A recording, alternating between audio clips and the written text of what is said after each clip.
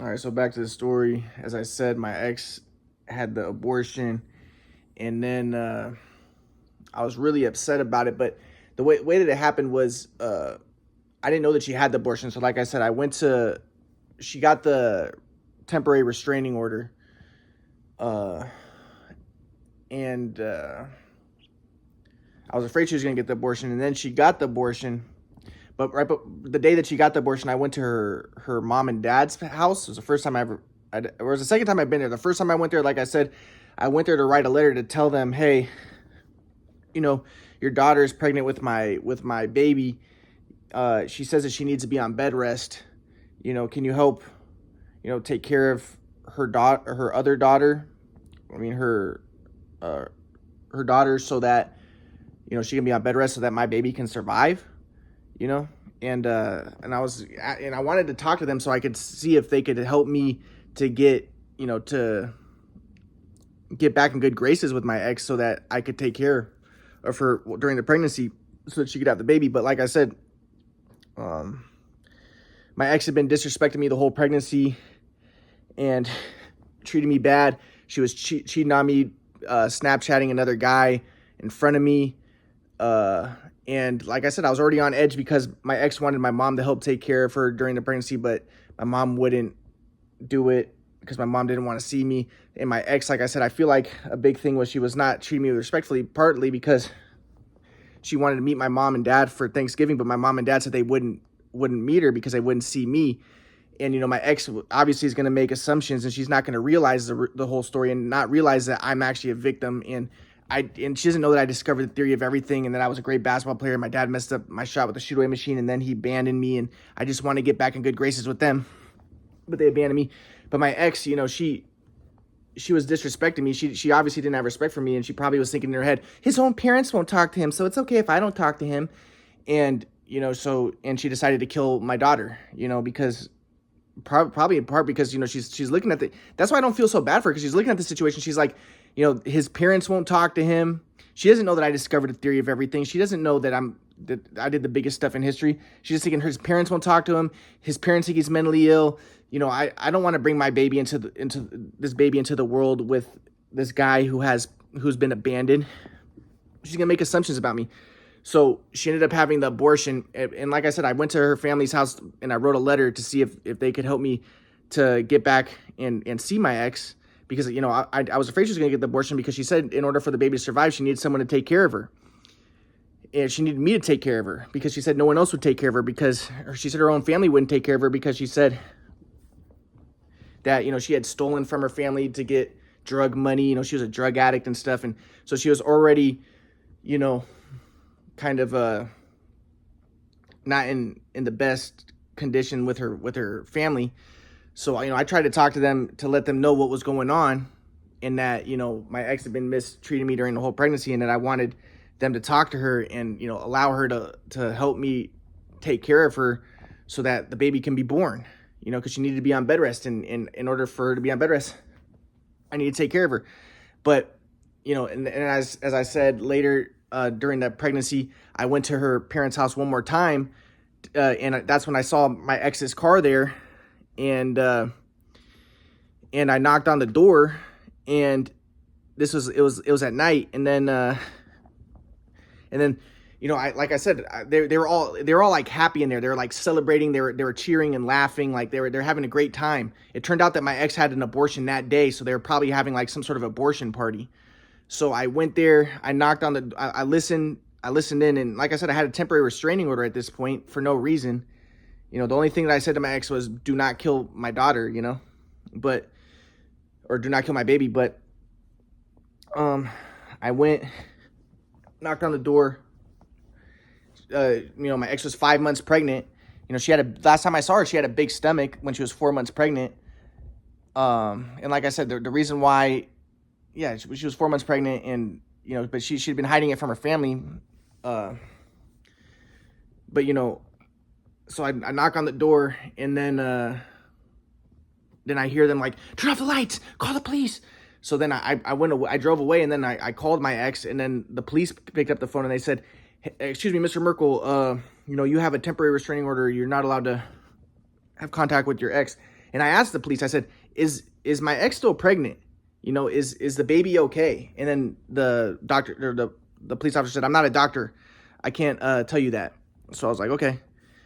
And then a week later, my ex is, like I said, my ex had a lot of Jewish friends because my ex had a Jewish stepdad. So one of her Jewish friends, and that's a part of the reason, like I said, why she was kind of demonic, you know, kind of satanic. A lot of Jewish people, they're leftists and they're kind of satanic because they want race mixing against the white race.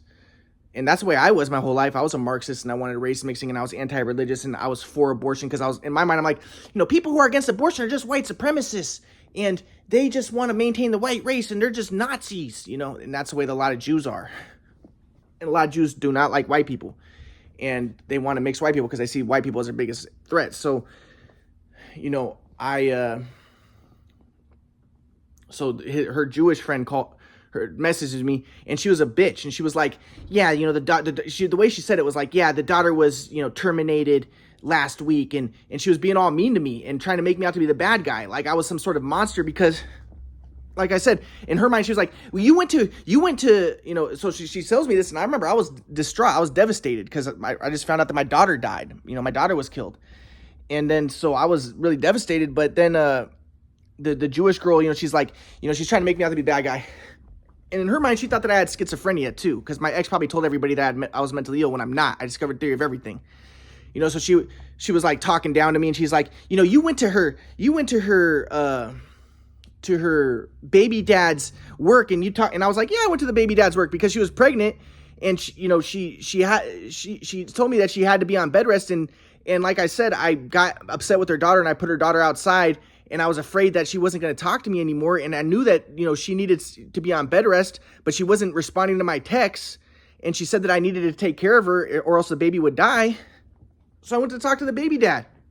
You know, if she would just have been a mature adult and would have been responding to my texts and not been so immature and stupid, then maybe I wouldn't have had to talk to the baby dad. But I went to talk to the baby dad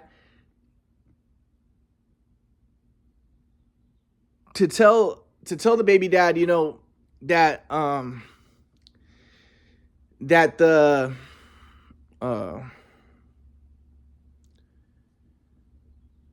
that she was pregnant and asked if he could help take care of the daughter so that, you know, so that my ex could be on bed rest during the pregnancy, like the doctor said she had to be because she had a cerclage.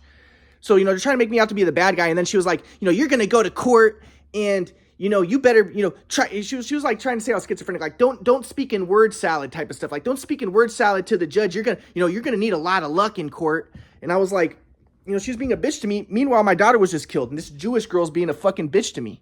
So I was really pissed. And so her name is Rebecca Allison. So, you know, she's being an evil bitch to me, but she was telling me that, you know, that my ex's El Salvadorian baby dad was at the abortion when my daughter was killed, and she was telling me like, you know, I think he's an illegal immigrant, but she was telling me that, and then she was telling me all this stuff, but she was talking down to me. She was like being a real bitch to me, like I was the bad guy, and I'm like, you know, but in my mind, I was just really concerned about my ex because I loved my ex. You know, like I said, my ex, she supported me with basketball and she was really good to me in a lot of ways. You know, she didn't know about this. You know, like I said, I felt bad for her because even though she cheated on me, I feel like a big reason why that was is she didn't know that I discovered the theory of everything. In her mind, she thought I was crazy, but I did discover the theory of everything, but she's not smart. You know, she doesn't know that. And, you know, and then my mom and dad won't talk to me. So she's assuming a lot of stuff. And I blame my mom and dad the most for the fact that my daughter was killed. You know, if my mom and dad would have just, you know, would have been mature adults and talked and seen me, which they should have done years ago, you know, I don't think that things would have, all the bad stuff would have happened the way it did. But, you know,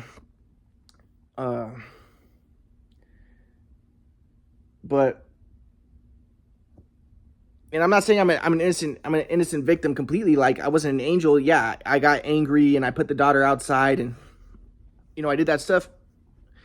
But at the same time, you have to look at my situation. I was under a lot of stress. My ex was basically cheating on me. My mom wouldn't talk to me as usual. You know, I wanted some help.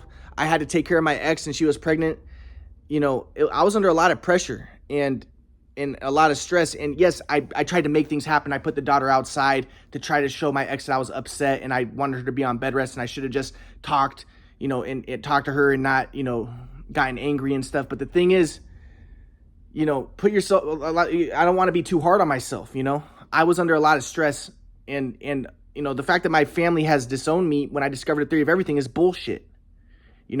I could have been huge with basketball and rap. I could have done a lot of huge stuff, but my family disowning me is bullshit. If they would have just, if my grandpa didn't help, if my family would just talk to me, I could have got basketball videos when I was younger, studied the swag flow. A lot of good stuff could have happened, but the fact that my family is done to me is fucking bullshit. So yeah, but then, at the time I was devastated and I couldn't even get out of bed. And I remember I posted something like that I had lost 10 pounds or something. And then Rebecca, the Jewish girl, like put a happy face in a little heart right there, because she was a sadistic fucking bitch. And she was happy that my ex had the abortion. And I was really angry, at this girl. She was basically had sadistic pleasure over my pain. And, but in her mind, I was the bad guy, because my ex probably told her, yeah, he was evil. He went to my baby dad. He went to my daughter's school. Yeah, I went to her fucking daughter's school because I had to talk to the principal because my ex had to be on bed rest and she wasn't talking to me. And I had to let them know what was going on. And I wanted to get them to get me in touch with the baby dad. If my ex was being responsible, mature adult, she would have just talked to me and let me know what was going on. But she didn't care. She didn't have any respect for me because of my mom and dad. And because, I discovered theory of everything. I deserve some fucking respect, but I wasn't treated with any respect. She was ghosting me. But like I said, I shouldn't have got myself in the situation in the first place. It was my mistake. I was thinking in a genetic Darwinian sense. I wanted to have a baby to be superior, and I wasn't in the flow, and I didn't have discernment. So, But anyways, this Rebecca girl, is telling me like, yeah, good luck in the courts and try not to speak in word salad because I know you're schizo. But she didn't say it like that specifically, like you're schizo, but she was being a bitch, like trying to insinuate that she thought I was mentally ill, but I'm not. The doctor said I'm not. So then the court date came and I went to the court, but my ex didn't go. And then, like I said, I was dead. I was dead inside. I was so distraught. I was so devastated and in so much pain. You couldn't even imagine how much pain I was in.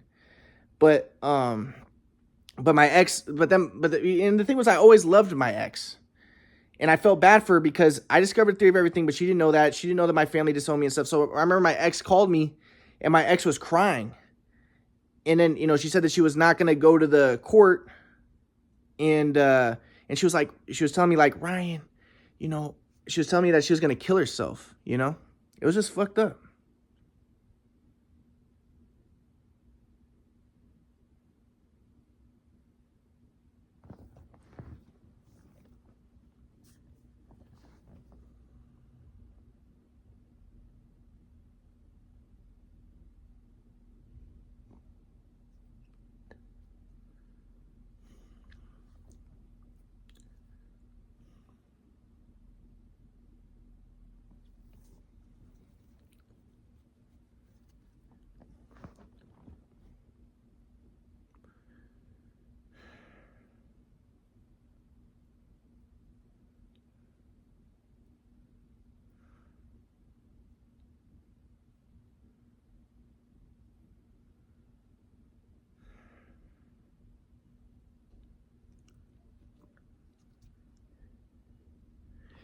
Yeah, so I was just really upset about it because, she's telling me that she's gonna kill herself, and then that made me really, scared.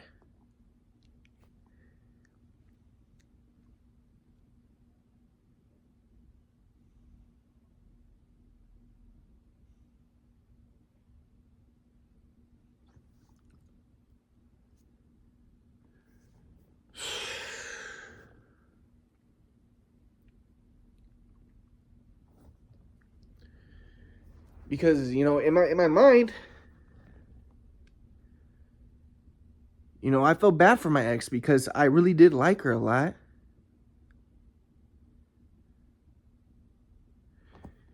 And like I said, she was really sweet to me. You know, because my family abandoned me, you know?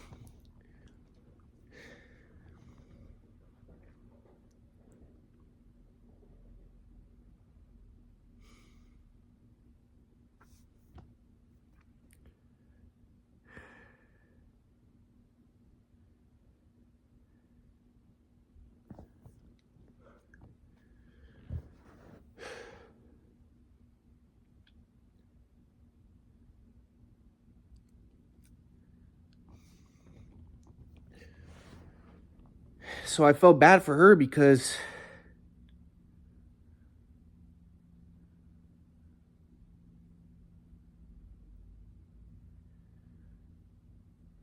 you know, I really feel like that, you know, she was a victim in the situation too.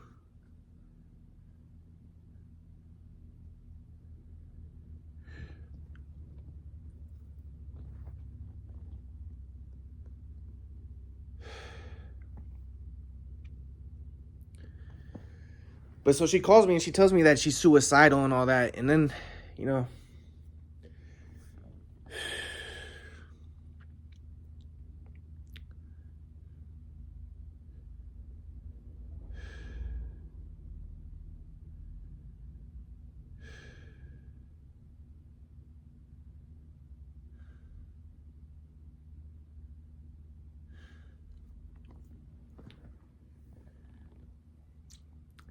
and then because the thing that was fucked up was, you know, after the abortion, I remember I called my mom, and I was like, because I was hoping, you know, I was hoping that after the abortion, my mom would have like pity on me, and that she would talk to me, you know.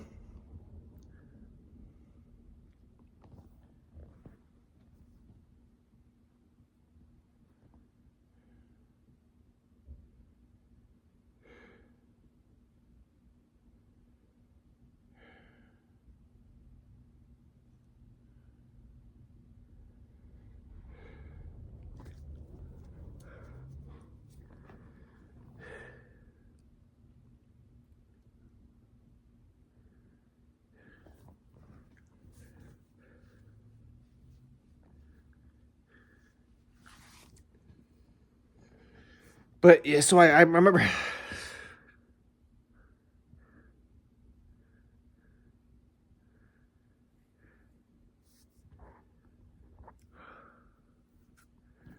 So I remember I tried to talk to my mom, and I told her, like, I was like, Mom, do you think that it's possible that I could see you and Dad?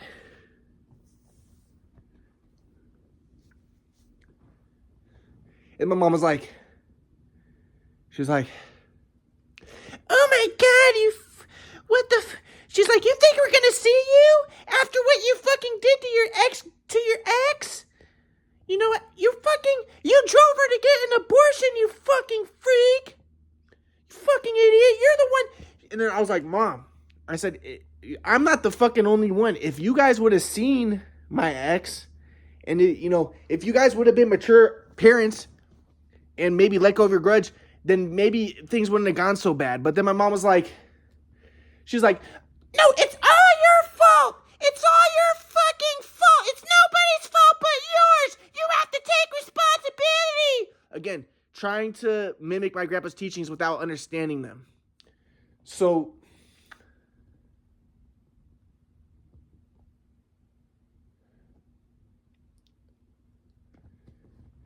yeah, so basically, yeah. So my mom was just like that, and then she was,